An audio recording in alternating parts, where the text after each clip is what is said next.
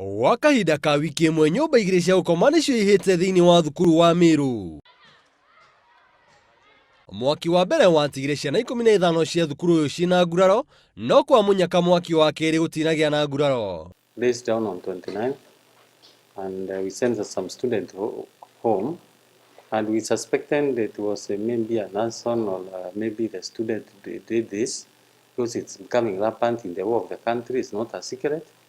But this one of the last night was mysterious because it was kind of an explosive. We could not tell what kind of explosive it was because within 10 minutes the dome was down.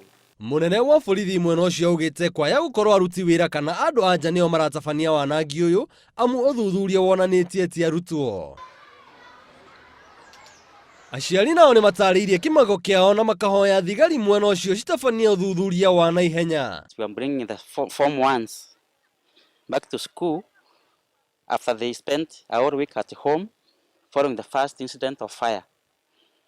Today, we are taking them back home again because of the second incident of fire. The person who bought this school, after burning the first dormitory, his anger did not go away.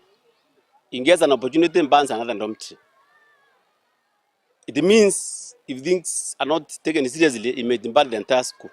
Mwandiki mũkaru wa kĩama kĩa arutani NAT Meru ya rũgongo nĩwe Julius Taitimu augĩte mwaka ũyũ makĩria wa thukuru 60 kaunti-inĩ ya Meru nĩ itangathĩte haho igũrũ rĩa canjamata ici kũhanĩka. We are concerned, everybody, the stakeholders, parents, teachers, because we don't know the root cause or the motive behind this.